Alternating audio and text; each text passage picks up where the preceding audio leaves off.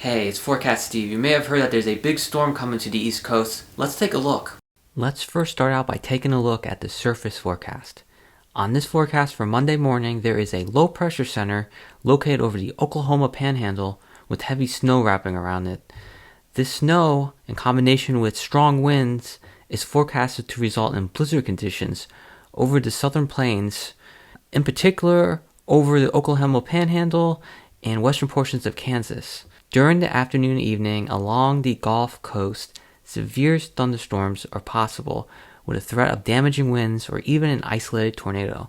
If we advance the time, you can see that the snow wrapping around the low follows it as it traverses over the Midwest and portions of the Great Lakes. If we stop here on Tuesday morning, the precipitation shield associated with the low pressure system has reached Pennsylvania, resulting in snow and pockets of sleet and freezing rain. Also notice that there is a line of thunderstorms extending southward from the low along the cold front that's associated with this system. You can see here some of these storms could be severe, resulting in damaging winds or even an isolated tornado. This line will move eastward during the day on Tuesday. As we advance the forecast time, the wintry precipitation spreads through the remainder of the Northeast and eventually transitions to rain during the day on Tuesday. And by Thursday morning, the precipitation associated with this storm system comes to an end in the Northeast.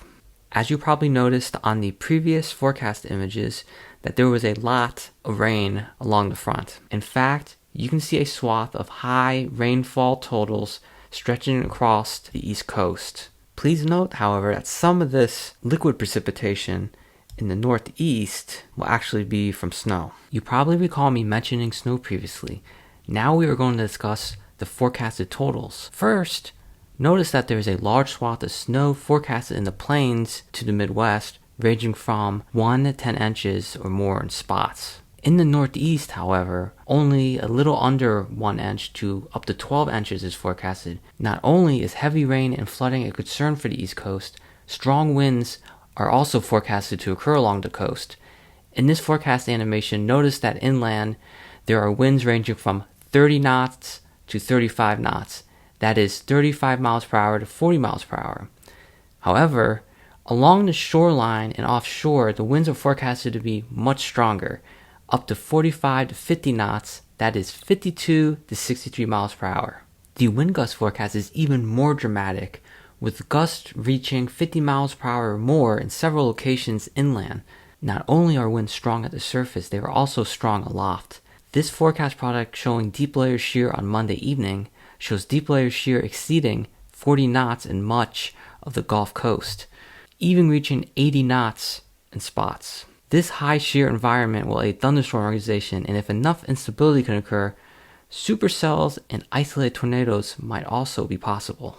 On Tuesday, deep layer shear is forecasted to be very strong across the southeast, resulting in a favorable environment for severe weather to develop wherever instability can develop. Due to this high shear environment, which is favorable to severe thunderstorm development and maintenance, the Storm Prediction Center has placed portions of the Gulf states under slight and enhanced risk for severe weather on Monday, with the main threat being damaging winds and possibly isolated tornadoes. The threat for severe weather continues through Tuesday, with the Storm Prediction Center placing much of the southeast under marginal to slight risk, and even a small area of enhanced risk over portions of the Florida Panhandle and Georgia and Alabama. This is truly a multifaceted storm that will affect the East Coast, so I wanted to conclude with a summary of the expected storm impacts. Heavy rain is expected to occur along much of the East Coast, bringing a risk of flooding. Snow is possible in portions of the Northeast, with the highest accumulations occurring in areas of higher elevation. Strong winds are expected to occur along much of the East Coast.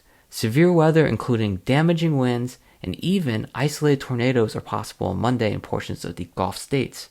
On Tuesday, the threat of severe weather spreads through much of the southeast, with damaging winds being the primary threat, along with the possibility of isolated tornadoes. Thank you for taking the time to watch my video. If you enjoyed it, please like and subscribe.